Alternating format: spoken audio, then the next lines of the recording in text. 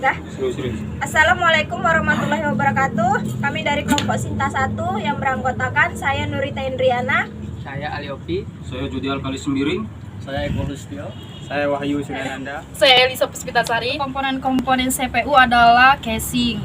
Casing ini berfungsi untuk meletakkan komponen-komponen dari CPU.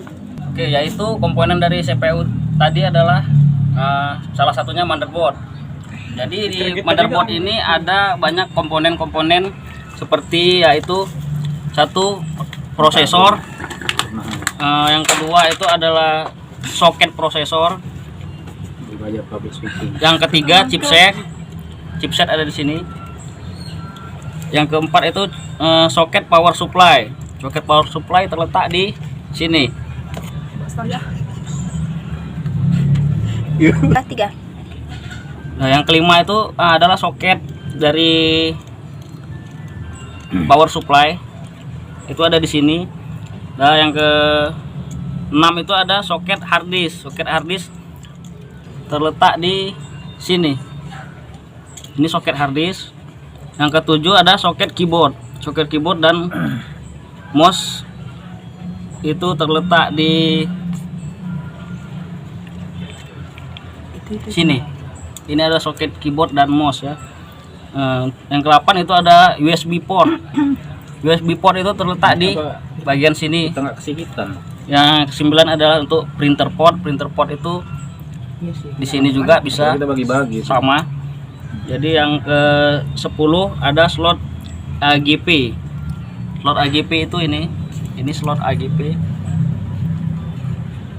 Yang ke-11 ada slot PCI. Slot PCI itu ini slot PCI. Yang ke-12 ada slot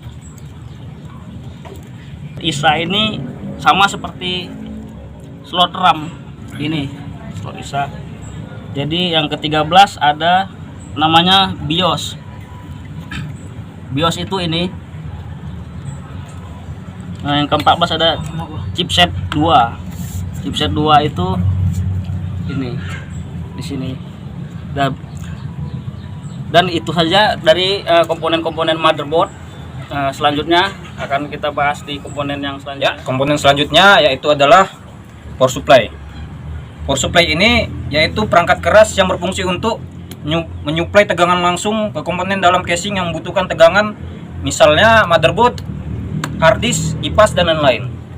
Ya, cara kerja power supply yaitu ketika kita menekan tombol power pada casing, yang terjadi adalah power supply akan melakukan cek dan tes sebelum membiarkan sistem start. Nah, jika tes telah sukses, power supply mengirim sinyal khusus pada motherboard yang disebut fungsi utama power supply pada komputer yaitu sebagai perangkat keras yang memberikan atau menyuplai arus listrik yang sebelum diubah dari bentuk arus yang berlawanan atau AC menjadi arus listrik yang searah atau bisa disebut sebagai arus DC. Power supply menyuplai arus listrik DC yang dibutuhkan oleh perangkat keras. Di dalam komputer, beberapa contoh hardware yang membutuhkan arus listrik DC adalah hard disk, fan, motherboard, dan lain-lain. Perangkat selanjutnya yaitu cooling fan. Cooling fan ini berfungsi untuk pendingin dari prosesor agar tidak menimbulkan panas yang berlebihan. Barang dari cooling fan yaitu seperti ini dia. Bisa adalah RAM. RAM ini merupakan salah satu komponen dari motherboard. Nah, letaknya itu ada di sini. Fungsi dari RAM ini, fungsi pada RAM yang pertama dapat menyimpan data yang berasal dari piranti.